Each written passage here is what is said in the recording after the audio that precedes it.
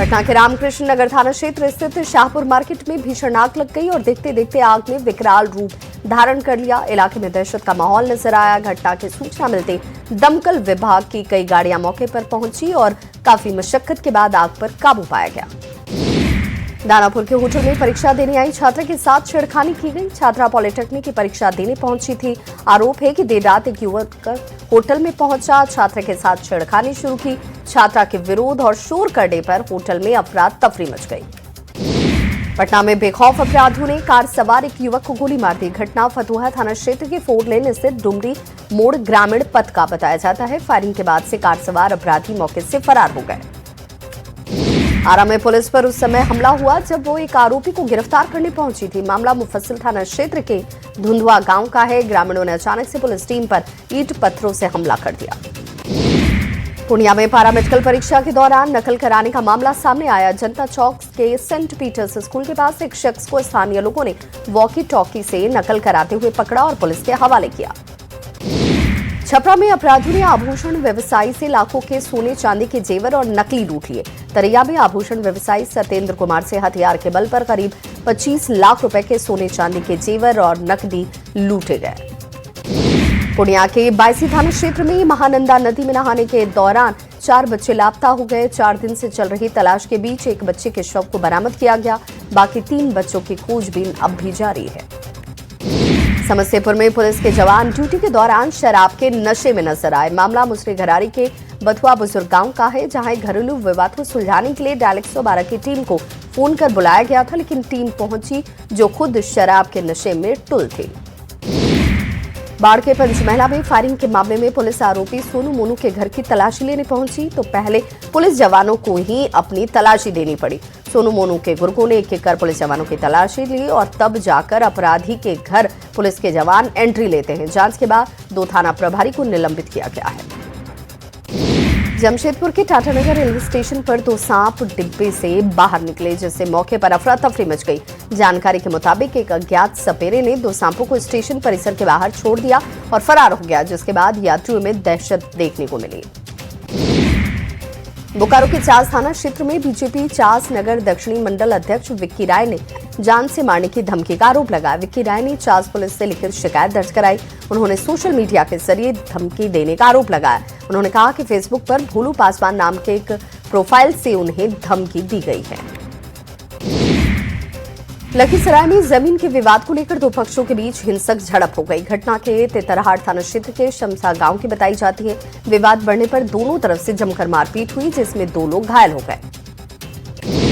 शेखपुरा के कुसुम्भा गांव में प्रेम प्रसंग से जुड़ा हाई वोल्टेज ड्रामा देखने को मिला। 2 वर्ष पहले तय हुई शादी में लड़की ने प्रेमी के घर पहुंचकर शादी की जिद शुरू कर दी। परिजन और स्थानीय लोगों की सहमति से मंदिर में विवाह संपन्न कराया गया। खास बात यह रही कि पहले दहेज की चर्चा के बावजूद शादी बिना दहेज के हुई। धनबाद के निरसा विधानसभा क्षेत्र के रहमत नगर में पानी की भीषण किल्लत से ग्रामीण परेशान हैं। मुखिया मलका मेहर निहार के नेतृत्व में ग्रामीणों ने मैथन मुख्य सड़क को जाम किया। झिलिया पुल निर्माण के दौरान पाइपलाइन क्षतिग्रस्त होने से करीब 500 परिवार इस वक्त प्रभावित हैं। पूर्णिया में बच्चा चोरी के आरोप में युवक को पकड़ा गया। घटना कृत्यानंद नगर थाना क्षेत्र के वनभाग गांव की है। ग्रामीणों ने युवक को पकड़कर पुलिस के हवाले किया। परिजनों के मुताबिक बच्ची घर में सो रही थी, तभी युवक घर में चुपके से घुसा। लोगों की नजर पड़ते ही आरोपी यहां मौके से फरार होने की कोशिश करने लगा। भागलपुर के विक्रमशिला सेतु पर यातायात बहाल करने के लिए तेजी से काम चल रहा है। क्षतिग्रस्त हिस्से पर पहला बेली ब्रिज तैयार हो चुका है, जबकि दूसरे स्पैन पर लॉन्चिंग का कार्य शुरू कर दिया गया है। बीआरओ और जिला प्रशासन की योजना के मुताबिक 5 जून से छोटे वाहनों का परिचालन शुरू हो सकता है। उत्तर बिहार और नेपाल की लाइफलाइन कही जाने वाली गंडक नदी का पुल डैमेज हो गया। गोपालगंज और बेतिया के बीच बने इस पुल के स्पैन में दरार आ चुकी है। पाया संख्या 5 के पास स्पैन में 8 से 10 इंच का गैप हो गया, लिहाजा बड़ी गाड़ियों के परिचालन पर रोक लगाई गई है।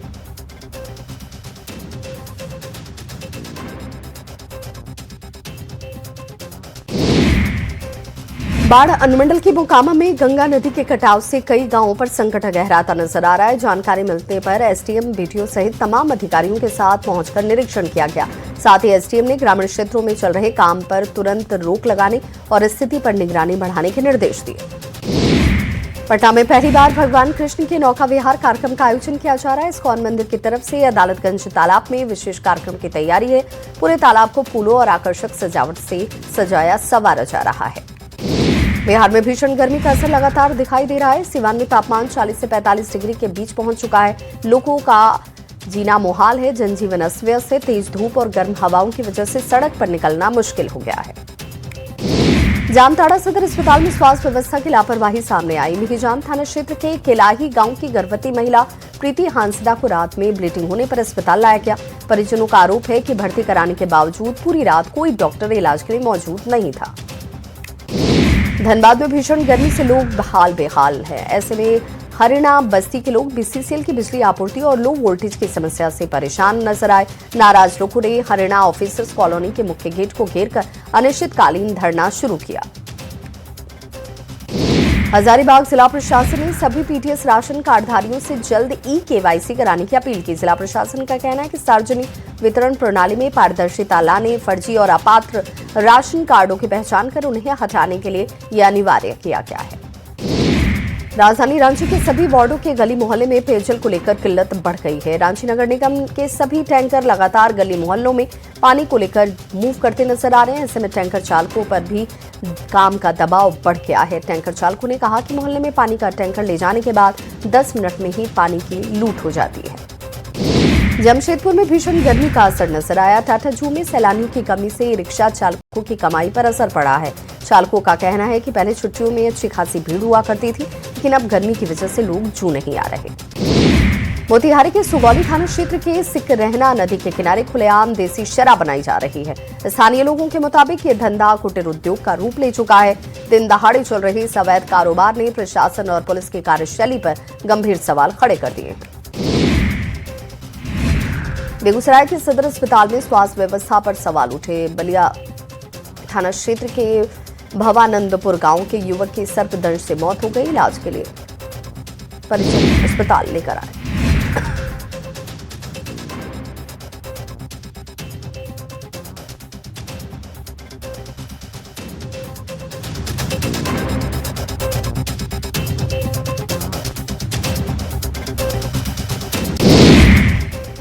धनबाद के झरिया में 12 घंटे से ज्यादा समय तक बिजली आपूर्ति ठप रहने से लोगों का गुस्सा फूट पड़ा। भीषण गर्मी और पानी की किल्लत से परेशान लोगों ने बिजली स्टेशन का घेराव कर जोरदार विरोध प्रदर्शन किया। एटीएस ने राष्ट्रीय सुरक्षा से जुड़ा एक बेहद चौंकाने वाला खुलासा किया। एटीएस की टीम ने मुजफ्फरपुर से मोहम्मद मुस्तफा नाम के एक व्यक्ति को पकड़ा। देश विरोधी गतिविधियों में संलिप्त रहने के आरोप में इसकी गिरफ्तारी हुई। एटीएस सूत्री के मुताबिक मुस्तफा हथियार पाने के लालच में पाकिस्तानी हैंडलर शहजाद भट्टी के संपर्क में आया था। बिहार में साइबर अपराधियों ने ग्रामीणों को प्रलोभन देकर उनके नाम से बैंक में अकाउंट खुलवाए और उसके बाद उस अकाउंट का इस्तेमाल साइबर अपराध से हासिल पैसों का ट्रांजैक्शन करने में किया। इसके एवज में साइबर अपराधी 10 से 15%।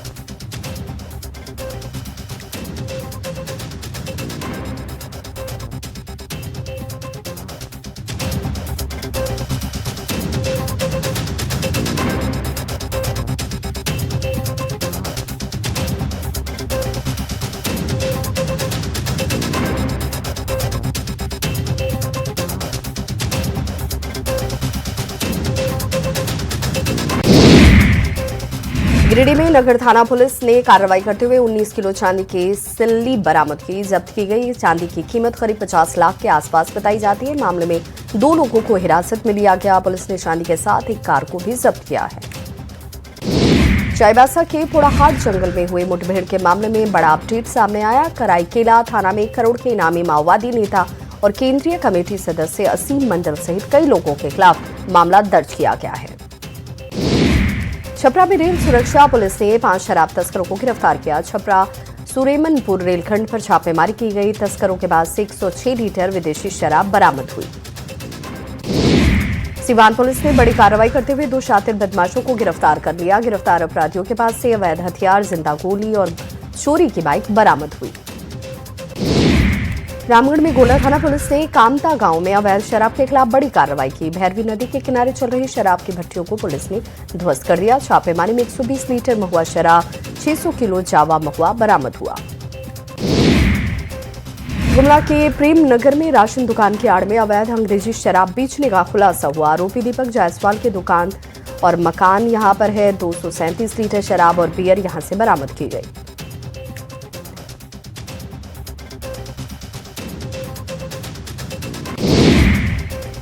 मोतिहारी में अपराधियों के खिलाफ में कार्रवाई करते हुए मोतिहारी पुलिस ने महाकुर्की अभियान चलाया। इस दौरान करीब 50 आरोपियों के घर पर कानून का हथौड़ा चला। पुलिस ने फरार चल रहे आरोपियों के घर की खिड़की दरवाजे तोड़कर सामान को जब्त कर लिया।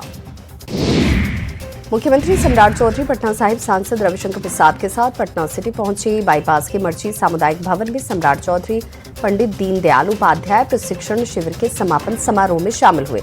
उनके साथ पटना साहिब विधायक रत्नेश कुशवाहा भी मौजूद रहे। मुख्यमंत्री सम्राट चौधरी ने बिहार चैंबर ऑफ कॉमर्स के प्रतिनिधियों के साथ बैठक की, जिसके बाद कई अहम निर्देश दिए। उन्होंने कहा कि हर 3 महीने पर जिलाधिकारी और पुलिस अधीक्षक व्यवसायियों के साथ नियमित बैठक करेंगे। अररिया में बीजेपी सांसद प्रदीप सिंह का अनोखा अंदाज नजर आया। बीजेपी सांसद अचानक से क्लासरूम में बच्चों को कविता के रूप में सामान्य ज्ञान पढ़ाते नजर आए। अररिया गर्ल्स हाई स्कूल में ऑनलाइन क्लास के उद्घाटन के दौरान उन्होंने देश विदेश की मुद्रा, आविष्कार, आविष्कारक और नदियों के नाम कविता की तरह सुनाए। पटना में 2 दिवसीय पंडित दीनदयाल उपाध्याय प्रशिक्षण शिविर का समापन समारोह आयोजित हुआ, जिसमें शामिल होने बिहार के मुख्यमंत्री सम्राट चौधरी पहुंचे और उनके साथ पटना साहिब सांसद रविशंकर प्रसाद भी मौजूद रहे।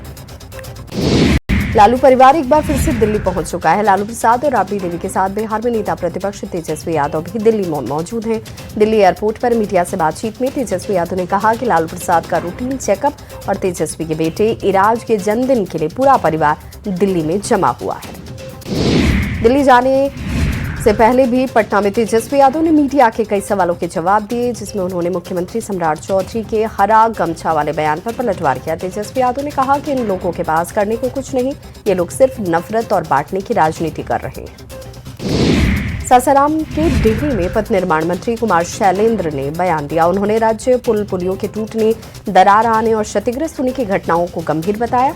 बीजेपी के प्रशिक्षण वर्ग कार्यक्रम के बाद उन्होंने कहा कि जहां जहां शिकायतें मिल रही हैं, तकनीकी जांच कराई जा रही है। रांची में नेता प्रतिपक्ष बाबूलाल मरांडी ने कांग्रेस पर तीखा हमला किया। प्रेस कॉन्फ्रेंस कर उन्होंने कई गंभीर आरोप लगाए। बाबूलाल मरांडी ने कहा कि कांग्रेस की स्थापना अंग्रेजों के दौर में सेफ्टी वॉल्व के तौर पर हुई थी। उन्होंने दावा किया कि कांग्रेस अंग्रेजों के विचारों से प्रभावित रही और देश को कमजोर करने की कोशिश कर रही है। प्रदेश कांग्रेस के नेता प्रतिपक्ष बाबूलाल मरांडी की प्रेस कॉन्फ्रेंस पर निशाना साधा। कांग्रेस प्रवक्ता ने बीजेपी को आदिवासी विरोधी बताते हुए बीजेपी शुरू से ही सीएनटी और एसपीटी एक्ट का विरोध कर रही है आरोप लगाए।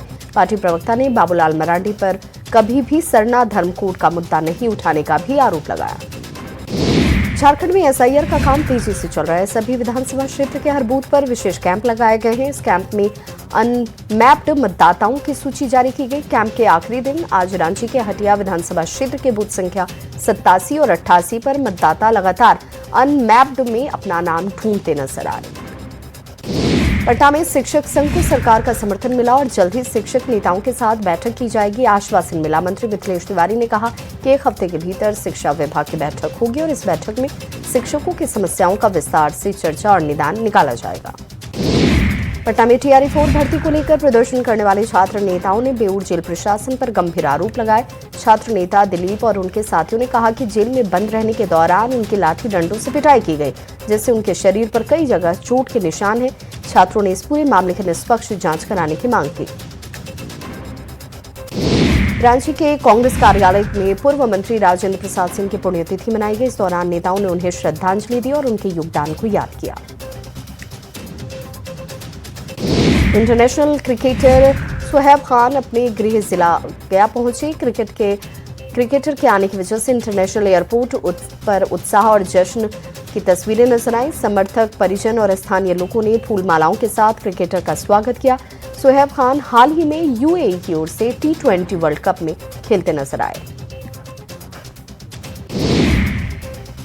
बिहार में एआई और नई तकनीक का दौर तेजी से आगे बढ़ रहा है। पटना में आयोजित बिहार एआई समिट और राज्य सरकार की नई एआई नीतियों के जरिए शिक्षा, कृषि, पुलिसिंग और सुशासन में तकनीक का इस्तेमाल बढ़ाया जा रहा है। सरकार डिजिटल व्यवस्था को मजबूत करने पर जोर दे रही है। झारखंड में भीषण गर्मी का असर लगातार बढ़ता हुआ नजर आ रहा है। पलामू, गढ़वा और चतरा में मौसम विभाग ने हीट वेव को लेकर अलर्ट जारी किया। डाल्टनगंज में तापमान 44.8 डिग्री दर्ज किया गया, जो राज्य में सबसे ज्यादा है। रामगढ़ में भीषण गर्मी और हीट वेव से लोग परेशान नजर आए। अधिकतम पारा 41 डिग्री सेल्सियस को पार कर गया।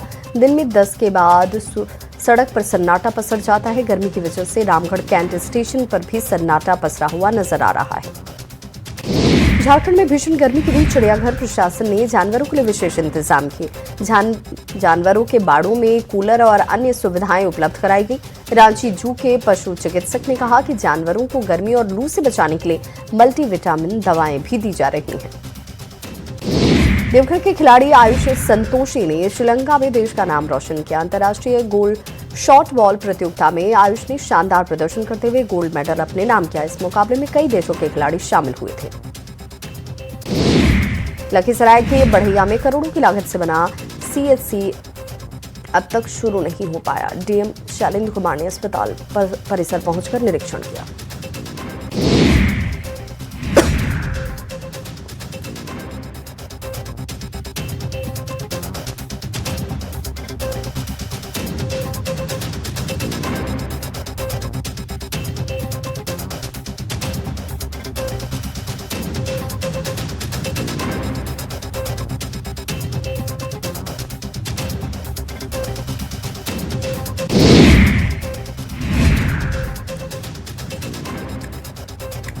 आरा के नागरी प्रचारिणी सभागार में कर्मचारी संगठनों का जिला सम्मेलन आयोजित हुआ। कार्यक्रम का उद्घाटन शशिकांत राय समेत अन्य अतिथियों ने किया।